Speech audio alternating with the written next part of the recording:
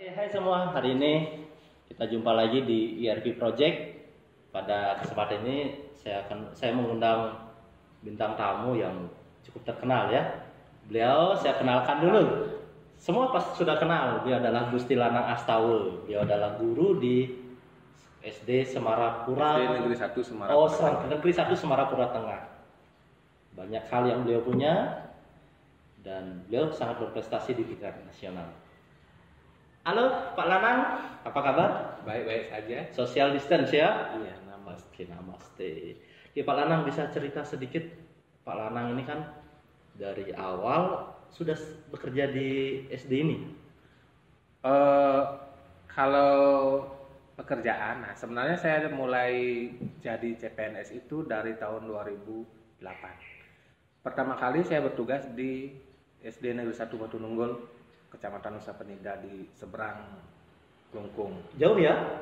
Lumayan, kalau menggunakan dulu biasanya naik sampan itu sekitar tergantung ombak bisa 45 menit, bisa lebih dari itu. Jadi Pak Lanang dari Klungkung ke Nusa Penida Iya. setiap hari? Tidak. Atau tinggal di Nusa tinggal Penida? di Nusa Penida, kos di sana.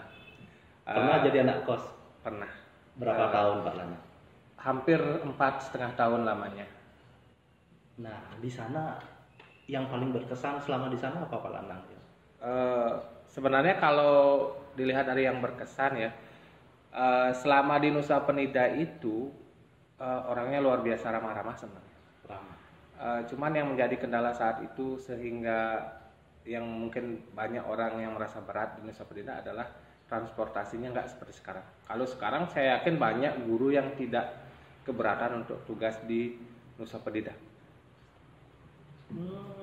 Jadi terus bisa pindahnya ke sini sejak kapan? Nah, itu pasti penting tuh untuk diketahui.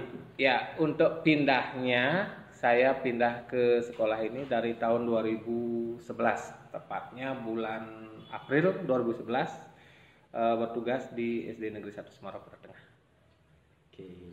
Nah, Pak Lanang, saya kan juga akrab nih sama Iya. Pak Lanang nih, sudah lama kita ketemu kan, banyak ikut kegiatan. Tapi sebelum itu saya ingin tahu prestasi Pak Lanang itu berapa, apa aja sih yang sudah Pak Lanang peroleh? Oke. Kalau prestasi ya, yang sampai ke event nasional terutama. Iya, event nasional. Dari tahun 2014 saya sudah mulai ikut dalam event-event nasional. Itu dulu ada kompetisi yang istilahnya Olimpiade Sains Nasional Guru SD. Itu tahun 2014 saya ikut seleksi di provinsi, kemudian lolos sampai ke nasional menjadi 15 terbaik.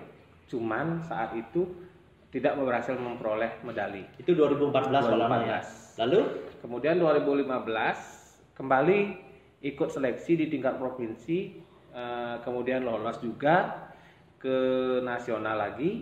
Nah, kan ketika 2014 saya sudah mendapat pengalaman yang luar biasa. Kemudian ketika 2015 saya sedikit lebih enjoy menikmati lombanya. Bersyukur sekali saat itu saya memperoleh medali emas Olimpiade Sains Nasional Guru SD tahun 2015. Selain medali emas, saya juga menyabat 2 penghargaan, The Best Teori dan The Best Presentasi. wih mantap. Keren Pak Lanang ya. Enggak biasa. Kira-kira hadiahnya berapa itu Pak Lanang? Waktu itu tahun 2015 hadiahnya tidak begitu besar. Puluhan ya? Ya, segitulah. Wah, mantap. Sekarang bisa dibagi mungkin? Itu udah habis. Oke, itu 2014. 2015. Nah, oh, 2015. Nah, kira-kira persiapan Pak Lanang apa itu bisa sampai dari anggap dari 2014 kan Yep. sudah persiapan kan? Tapi tidak berhasil menjadi peringkat 1 2 3 kan? Kemudian prepare lagi untuk 2015. Nah, teman-teman di sini kan tentu pengen tahu apa sih yang dipelajari pada waktu itu, apakah dari segi pedagogi atau segi materi-materi SD mungkin yang sering muncul pada saat itu. Sebenarnya untuk bisa sukses di dalam Olimpiade Sains Nasional Guru dulu berbeda dengan sekarang. Sekarang walaupun ada eventnya OGN jauh berbeda. Kalau dulu kita dihadapkan ke 3 jenis tes yang 3. diberikan. Iya. 1. Yang pertama itu ada tes tertulis, kemudian yang kedua ada tes eksperimen, yang ketiga ada tes presentasi. Ya. Tertulisnya dulu Pak Lana. Nah, tertulis ini adalah gabungan antara pedagogi dan profesional. Nah, pedagogi ini adalah bagaimana cara kita mengajarkan sebuah konsep kepada anak-anak. Ini yang lebih banyak soal-soalnya. Kemudian kalau profesionalnya itu tidak terlalu jauh dari soal olimpiade siswa nasional. Nah, kalau dulu OSN, saya kan kebetulan menjadi pembina di kabupaten. Yeah. Nah, kalau di Provinsi Bali itu luar biasa juga. Setiap tahun pembina kabupatennya itu diundang ke Denpasar untuk dilatih oleh dosen-dosen Undiksa. Oh, langsung dapat penanganan dari dosen. Iya, dari dosen Undiksa. Dari sanalah saya banyak memperoleh pengetahuan tentang konsep-konsep dan materi-materi atau cara menyelesaikan soal-soal OSN. Nah, itu yang menjadi persiapan yang matang bagi saya untuk mengikuti kegiatan OSNG tahun 2015. Nah, untuk jenis soalnya itu soal tingkat SD, SMP atau pengembangan? Umumnya soal yang keluar itu adalah soal-soal yang OSN SD persis, cuma tingkatannya lebih sulit lagi satu tingkat. Nah, kalau kita ingin benar-benar memahami, setidaknya kita harus sudah mulai belajar konsep-konsep IPA maupun matematika di SMP. Oke. Terus prestasi yang kedua lagi, tadi kan bilang banyak ini. Setahu saya tuh banyak Pak Lanang. Bahkan kita kan sempat dalam satu event ya. Iya. Yang kedua ini yang prestasi ya. Kalau event yang tidak menghasilkan juara sih banyak, lebih banyak daripada yang juaranya. Kalau yang prestasi yang kedua tahun 18. Ya, benar ya? Kan kita sama-sama. 2018 ya, Nobel. Oke. Saat itu syukur juga dapat memperoleh juara 2 walaupun kita di akhir sampai ke pengumuman itu kita masih menduga-duga siapa yang juara 1, juara 2, juara 3. Dan syukur saya waktu itu di Nobel 2018 itu bidang apa Pak? Memperoleh juara 2 di bidang MIPA SD, matematika dan saya mau cerita anugerah konstitusi sebenarnya. itu beda. Oke. Juara 2. Tapi kan berdua juga juara ya. Oh iya. Kebetulan, tapi hadiahnya kecil waktu itu. Iya, tapi syukur kan. Iya, dari sana, dari Nobel itu Pak Lanang yang keluar negeri atau gimana? Iya. Nah, walaupun waktu itu memang hadiah sih nomor sekian, tapi kan tujuannya tapi kan penting juga kan. Yang penting kan memotivasi diri untuk berinovasi lah. Oke. Nah, dari Nobel itu kebetulan dapat reward bersama guru-guru berprestasi lainnya untuk melakukan pelatihan di Suzhou, Cina selama 1 bulan. Ya. Di Cina. Kebetulan juga itu tahun lalu. Kalau seandainya tahun sekarang mungkin saya tidak bisa balik lagi ke Indonesia atau ke Bali. Ya karena situasi saat ini ya. Semoga situasi ini cepat berlalu Lanangnya. Oke, prestasi ketiga ini yang paling hangat ini kemarin 2019. Iya, untuk yang terakhir ini mungkin prestasinya. Kok terakhir? Kira-kira tahun ini nggak mau berprestasi lagi? Oh, tahun depan mungkin. Iya. Kalau tahun ini kayaknya situasinya masih tidak memungkinkan. Kalau tahun depan pasti saya akan mencoba untuk prestasi, terutama anugerah konstitusi. Oke, untuk kemarin 2019 saya memperoleh juara 3 di lomba guru berprestasi tingkat nasional. Memang luar biasa ya. Di antara sekian banyak lomba yang saya ikuti, ini lomba yang paling menguras emosional, paling menguras energi, paling menguras stamina.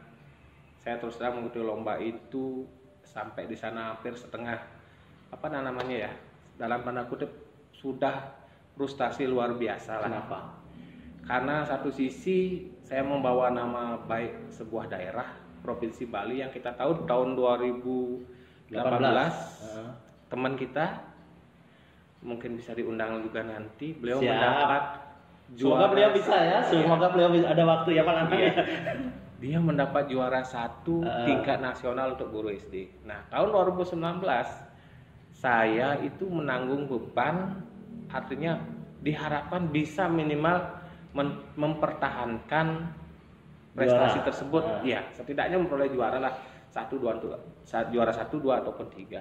Ini yang benar-benar membuat beban bagi saya sendiri sebagai wakil Bali, apalagi mewakili daerah, mewakili provinsi ke tingkat nasional. Itu yang menjadi beban luar biasa. Tadi Pak Lanang emosional, prepare-nya berat ya? Kalau prepare setidaknya kita memang harus, kalau memang target kita ingin juara, terutama di ajang guru berprestasi, kita harus betul-betul memprepare itu sejak lama. Kita harus benar-benar mempersiapkan mulai dari karya, mulai dari prestasi, mulai dari kita bagaimana kita menjadi seorang pengurus organisasi, atau bahkan kita membuat sebuah hak cipta terhadap karya kita, itu betul-betul harus kita persiapkan dengan matang. Karena saya yakin tidak ada juara yang di Gurpres itu adalah orang yang dadakan persiapannya, nggak ada. Pasti mereka mempersiapkan dengan matang jauh-jauh hari. Karena ini yang menguras betul-betul stamina, emosional yang tinggi dan sebagainya. Tapi yang penting kan Pak Lanang juara 3 kan? Iya, bersyukurlah di antara sekian peserta yang luar biasa. Saya menganggap mereka itu adalah teman-teman saya yang luar biasa dari 34 provinsi. Masih bisa saya diberikan kepercayaan untuk mendapat juara 3 di tingkat nasional. Ketika pengumuman saat itu menyangka dapat 3 besar.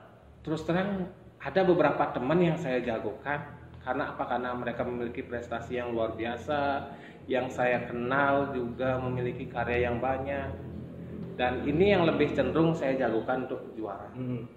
Tapi mungkin yang tahu lebih banyak itu adalah juri, sehingga saya dinobatkan menjadi salah satu daripada 3 besar itu.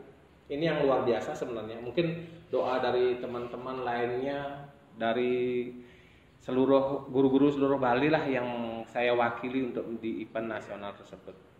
Mantap. Nah Pak Lanang, di Gurpres itu ada tes tulis juga? Iya, tes tulis, ada tes tulis. Persentase berapa nilai tes tulis itu?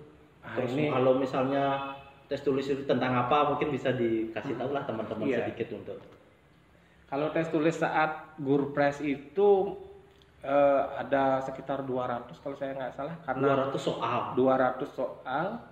Objektif, Kemudian pilihan ganda. Ada yang tes seperti tes psikologi, Ya. ada yang seperti apa namanya, ada yang kompetensi pedagogi, profesional, sosial, semua keempat kompetensi guru diujikan di sana, ditambah lagi kompetensi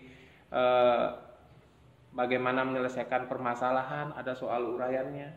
Saya lihat waktu itu terus terang kita semua kendalanya sama di seluruh peserta, makanya saya yakin teman-teman yang lain juga sama. Kita kekurangan waktu karena waktunya cuman 4 jam, kita diminta untuk menyelesaikan hampir 250 soal. Ini yang luar biasa beratnya. Kita sudah tahu Pak Lanang ini sudah 3 prestasi utama lah. Yang pertama di OSNG, yang kedua di Nobel, yang ketiga di Gurpres. Ngomong-ngomong Pak Lanang itu pintar dari kecil atau memang ketika jadi guru pintarnya? Kalau dari kecil kayaknya enggak juga. Ini kalau lomba-lomba event-event tersebut itu sebenarnya bukan masalah pintar sebenarnya, kalau menurut saya pribadi. Tapi bagaimana kita berkreativitas. Iya.